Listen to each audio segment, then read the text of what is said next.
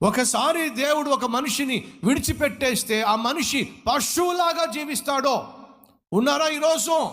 దేవుని మాటను నిర్లక్ష్యం చేస్తూ, దేవుని ఆజ్ఞను, దేవుని వాక్యాన్ని, పరిశుద్ధమైన జీవితాన్ని, ఆత్మీయతను నిర్లక్ష్యం చేస్తూ సౌలులాగా జీవిస్తూ ముందుకు సాగుతున్న వాళ్ళు ఉన్నారా? అయితే వినండి, కలిగి ఉన్న సమస్తాన్ని కోల్పోబోతున్నావు.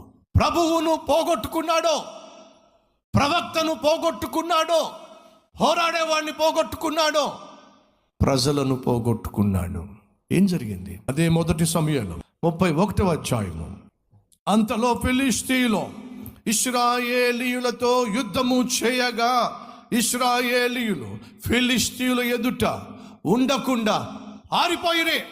గిల్బోవా పర్వతము వరకు ఫిలిష్తీయులు వారిని హతము చేయుచు సౌలును అతని కుమారులను తరుముచు యోనాతాను, అభినాదాబు, మిల్కీషువా అను సౌలు యొక్క కుమారులను హతము చేసిరి.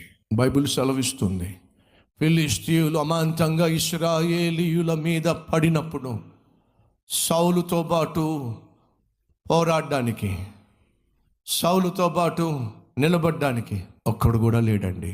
అందరూ పారిపోయారు. సౌలు ముగ్గురు కుమారులు, నలుగురు మిగిలిపోయారండి. ప్రియ సహోదరుడా, సహోదరి, వింటున్నావా? ఎక్కడ ప్రారంభమైంది ఈ ప్రయాణం? గాడిదలను వెతుక్కుంటున్న వ్యక్తిని దేవుడు కనికరించి రాజుగా అభిషేకించి హెచ్చిస్తే అన్నికి మనికి జీవించవలసినటువంటి సౌలు అహంతో జీవించాడు, అహంభావంతో జీవించాడు, అసూయతో జీవించాడు, అవిధేయతతో జీవించాడు, అపవిత్రంగా జీవించాడు. ఫలితం ఏమిటి? ప్రభువును పోగొట్టుకున్నాడు, ప్రవక్తను పోగొట్టుకున్నాడు, పోరాడే దావీదును పోగొట్టుకున్నాడు, పోరాడే ప్రజలందరినీ పోగొట్టుకున్నాడు, ఒంటరిగా మిగిలిపోయాడు. కలిగిందంతా పోగొట్టుకున్నాడు, కిరీటాన్ని పోగొట్టుకున్నాడు.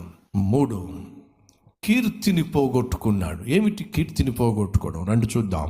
చదువుతున్నాను, 8వ వచనం. మరునాడు ఫిలిష్తీయులు హతమైన వారిని దోచుకొని వచ్చి గిల్బోవా పర్వతము మీద పడిపోయిన సౌలును అతని ముగ్గురు కుమారులను కనుగొని అతని తలను ఛేదించి అతని ఆయుధములను తీసి తమ బొమ్మల గుళ్ళలోను జనులలోను జయవర్తమానము తెలియచేయుటకై ఫిలిష్తీయుల దేశములో నలుదిశల వాటిని పంపిరి. సౌలు ఇశ్రాయేలు దేశాన్ని పరిపాలించిన రాజు ఏం చేశారో తెలుసా? తలకాయ నరికేశారండి. సౌలు తలకాయ